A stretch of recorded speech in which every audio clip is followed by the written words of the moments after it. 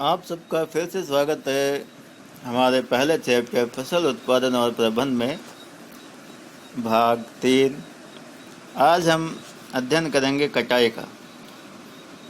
फसल की कटाई एक महत्वपूर्ण कार्य है। फसल पक जाने के बाद उसे काटना कटाई कहलाता है। तो हमारी जो फसल है वो पककर तैयार हो चुकी है। जब फसल पक कर तैयार हो जाती है तो हम उसे खेतों से अपने घर ले आते हैं और घर लाने से पहले हम उसकी कटाई करते हैं। कटाई के दौरान या तो पौधों को खींच के उखाड़ लेते हैं अथवा उसे दहाते के पास से काट लेते हैं। एक अनाज फसल को पकने में लगभग 3 से 4 महीने का समय लगता है। एक फसल का जो टाइम होता है 3 से 4 महीने का होता है, फसल बोने से लेकर फसल को काटने तक। हमारे देश में दरांती की सहायता से हाथ द्वारा कटाई की जाती है अथवा एक मशीन का उपयोग किया जाता है जिसे हार्वेस्टर कहते हैं। काटी गई फसल से बीजों और दानों को भूसे से अलग करना होता है और इसे थ्रेसिंग कहते हैं। यानी फसल से बीजों और दानों को भूसे से अलग करना ही थ्रेसिंग कहलाता है। ये कार्य कंबाइन मशीन द्वारा किया जाता है, जो वास्तव में हार्वेस्टर और थ्रेशर का संयुक्त रूप है। छोटे खेत वाले किसान अनाज के दानों को फटक कर विनोइंग करते हैं। फटकने का मतलब विनोइंग अलग करते हैं। जिनके पास खेत कम है, 1 बीघा 2 बीघा 3 बीघा, वहाँ ज़्यादा मशीनों से काम लेने पर काफ़ी खर्चा होता है। अतः वो अपनी फसल की कटाई के बाद अपने हाथों से ही उन दानों को अलग कर लेते हैं। कटाई पर्व 3-4 महीनों के कठोर परिश्रम के पश्चात कटाई का समय आता है। स्वर्णिम दानों से भरी खड़ी फसल किसानों के हृदय में उल्लास एवं अच्छे समय का भाव संचारित करती है। यह समय थोड़ा आराम करने और खुशी मनाने का है, क्योंकि पिछली ऋतु के प्रयत्न का फल मिलता है। इसे भारत के सभी भागों में कटाई का समय हर्षोल्लास एवं खुशी का होता है। पुरुष और महिलाएं सभी मिलकर इस पर्व को मनाते हैं। कटाई ऋतु के साथ साथ कुछ विशेष पर्व जैसे पोंगल, वैसाखी, होली, दिवाली, नबान्या एवं बिहू जुड़े हुए हैं। किसान जो 3-4 महीने खेतों के अंदर दिन और रात मेहनत करता है, जब कटाई का समय आता है और वो अपनी फसल को देखता है, अगर अच्छी फसल, तो उसकी उम्मीदों को पंख लग जाते हैं। उसे लगता है उसकी जो मेहनत है इस बार उसे पूरा फल मिला। तो ये उसके लिए, उसके परिवार के लिए बहुत खुशी का टाइम होता है। फसल काटने के बाद उसका भंडारण किया जाता है। भंडारण कैसे होता है? उत्पादन का भंडारण एक महत्वपूर्ण कार्य है। यदि फसल के दानों को अधिक समय तक रखना हो तो उन्हें नमी, कीट, चूहों एवं सूक्ष्म जीवों से सुरक्षित रखना होगा। ताज़ा फसल में नमी की मात्रा अधिक होती है और यदि ताज़ा काटी गई फसल के दानों को सुखाए बिना ही भंडारित किया जाए तो उनके खराब होने अथवा जीवों द्वारा आक्रमण से उनकी अंकुरण क्षमता नष्ट होने की संभावना अधिक होती है। अतः भंडारण से पहले दानों को, बीजों को धूप में सुखाना अत्यंत आवश्यक है। यानी कि फसल का भंडारण तभी होगा जब वो दाने पूरी तरह धूप में सूखे हुए हो, उनमें नमी की मात्रा शून्य हो, नील हो, जिससे उनकी नमी में कमी आ जाए। इससे उनकी कीट, पीड़कों, जीवाणु एवं कवक से सुरक्षा हो जाती है। किसान अपनी फसल उत्पाद का भंडारण जूट के बोरों, धातु के बड़े पात्र में करते हैं, परंतु बीजों का बड़े पैमाने पर भंडारण साइलों और उनके भंडार गृहों में किया जाता है, जिससे उनको पीड़कों जैसे कि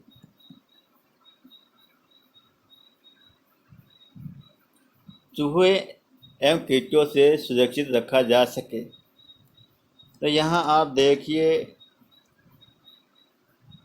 ये अनाज भंडारण हेतु साइलो बने हुए हैं। साइलो, इसके अतिरिक्त भंडारण गृहों में अनाज का भंडारण इस प्रकार किया जाता है। सरकार के बड़े बड़े गोदाम होते हैं जहाँ किसानों से फसलें खरीदकर उन्हें इस प्रकार भंडारित की जाती है।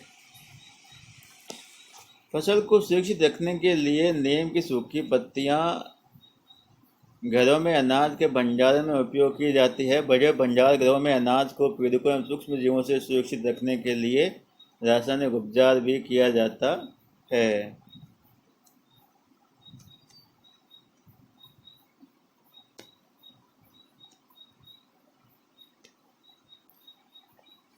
इस सारणी की पूर्ति करने के पश्चात आपने देखा। सारणी में है कि अपनी अभ्यास पुस्तिकाओं में निम्न तालिका बनाकर उसे पूरा कीजिए कि जंतुओं से भोजन मिलता है। कौन कौन सा भोजन मिलता है? दूध हमें मिलता है गाय, भैंस, बकरी से। इसके अलावा भी दूध और दूध से बने हुए उत्पाद, दूध, दही, घी, पनीर, मक्खन वगैरह हमें मिलते हैं। और इनके स्रोत क्या क्या है? इस सारणी की पूर्ति करने के पश्चात आपने देखा होगा कि पौधे की तरह ही जंतु भी हमें विभिन्न प्रकार के खाद्य पदार्थ प्रदान करते हैं। समुद्र के तटीय क्षेत्र में रहने वाले लोग मछली का मुख्य आहार के रूप में उपयोग करते हैं। पिछली कक्षाओं में पौधे से प्राप्त होने वाले खाद्य पदार्थों के विषय में आप पढ़ चुके हैं। हमने अभी सीखा कि फसल उत्पादन के विभिन्न चरण हैं। बीजों का चयन, बुआई। इसी प्रकार घरों में अथवा फार्म पर पालने वाले पालतू पशुओं को उचित भोजन, आवास एवं देखभाल की आवश्यकता होती है, और ये जब बड़े पैमाने पर किया जाता है तो इसे पशुपालन कहते हैं। मछली स्वास्थ्य के लिए अच्छा आहार है क्योंकि इससे कॉड लिवर तेल मिलता है जिसमें विटामिन डी अधिक मात्रा में पाया जाता है। मछली से ओमेगा एसिड भी मिलता है और ये हमारे मस्तिष्क के लिए काफ़ी अच्छा होता है। प्रमुख शब्द है और कृषि पद्धतियाँ: पशुपालन, फसल, उर्वरक, भंडारण, कटाई, सिंचाई, खरीफ, खाद, हल, रबी, बीज, साइलो, बुआई, भंडारण, थ्रेसिंग, खरपतवार नाशी और फटकना। आपने क्या सीखा? ये हमारे इस पाठ में जो महत्वपूर्ण बातें हैं वो सब बताई गई है। जैसे कि अपनी बढ़ती हुई जनसंख्या को भोजन प्रदान करने के लिए हमें विशिष्ट कृषि पद्धतियों को अपनाना होता है। जिस आने वाले टाइम में जिस प्रकार जनसंख्या बढ़ रही है, इस बढ़ी हुई जनसंख्या के खाद्यान्न की पूर्ति के लिए खेतों के अंदर हमेशा नवाचार होते हैं ताकि कम जमीन से ही ज़्यादा से ज़्यादा खाद्यान्न की प्राप्ति हो। किसी स्थान पर उगाए जाने वाले एक ही प्रकार के पौधों को फसल कहते हैं। फसल में सिर्फ एक ही प्रकार के बीजों से बने पौधे आते हैं, अलग अलग तरह के पौधे नहीं आते। भारत में फसलों को ऋतु के आधार पर दो भागों में बांट सकते हैं: रबी, खरीफ। एक जायद की फसल भी होती है जिसके अंदर खरबूज, तरबूज आते हैं। जुताई करके मिट्टी तैयार करना, उसे समतल करना आवश्यक है। इस कार्य के लिए हल तथा पाटल का उपयोग किया जाता है। बीजों को उचित गहराई पर बोना तथा उनके बीच उचित दूरी रखना अच्छी उपज के लिए आवश्यक है। बीजों की अच्छी किस्म का चयन करके स्वस्थ बीजों को बोया जाता है। सीड ड्रिल की सहायता से बुआई की जाती है। मिट्टी में पोषकों की समृद्धि और पुनः पूर्ति की आवश्यकता होती है जिसे कार्बनिक खाद तथा उर्वरक के उपयोग से किया जाता है। फसलों की नई किस्मों के आने से रासायनिक उर्वरकों के उपभोग में बहुत वृद्धि हुई है। इसके अतिरिक्त उचित समय अंतराल पर फसल को जल देना सिंचाई कहलाता है। निराई में अवांछित एवं बिना उगाए पौधों को हटाया जाता है जिन्हें खरपतवार कहते हैं। कटाई का अर्थ है पकी हुई फसल को हाथों या मशीन से काटना। दानों को भूसे से अलग करना थ्रेसिंग कहलाता है। बीजों को पीड़कों एवं सूक्ष्म जीवों से संरक्षित करने के लिए उचित भंडारण आवश्यक है। पशुओं को पालकर भी खाद्य पदार्थ प्राप्त किया जाता है, इसे पशुपालन कहते हैं। अभ्यास है उचित सब छांट कर रिक्त स्थानों की पूर्ति कीजिए। एक स्थान पर एक ही प्रकार के बड़ी मात्रा में उगाए गए पौधों को फसल कहते हैं। पहले में आएगा फसल।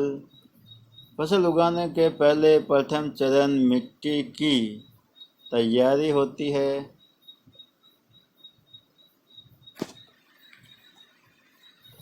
क्षतिग्रस्त बीज जल की सतह पर तैरने लगेंगे। फसल उगाने के लिए पर्याप्त सूर्य का प्रकाश, मिट्टी से जल तथा पोषक आवश्यक है। कॉलम ए में दिए गए शब्दों का मिलान कॉलम बी से करिए। यहाँ कॉलम ए है खरीफ फसल कौन सी है उसके सामने आपको लगाना है। रबी की फसल रासायनिक उर्वरक और कार्बनिक खाद। निम्न के दो उदाहरण देना है। खरीफ फसल के दो उदाहरण और रबी की फसल के दो उदाहरण।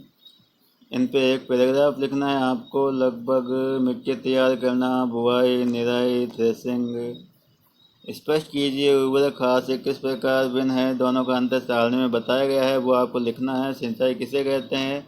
जल संरक्षित करने वाली सिंचाई की 2 विधियों का वर्णन कीजिए। ऐसी विधियां जिनमें जल का उपयोग कम से कम होता है। यदि गेहूं को खरीफ ऋतु में उगाया जाएगा तो क्या होगा, इस पर आपको चर्चा करनी है, लिखना है।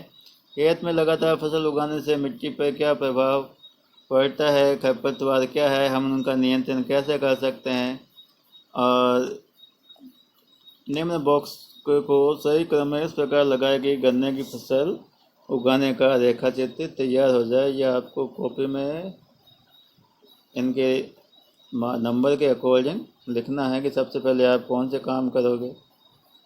नीचे दिए गए संकेतों की सहायता से पहली को पूरा कीजिए, ऊपर से नीचे की ओर, बाएं से दाएं की ओर। तो आपको अपने पाठ्य पुस्तक के अंदर, आपकी कॉपी के अंदर जो अभ्यास है 1 से लेकर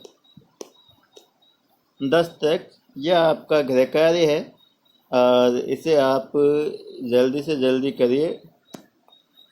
ओके, धन्यवाद। इस प्रकार हमारा पहला चैप्टर फसल उत्पादन और ख़त्म होता है। धन्यवाद, थैंक यू।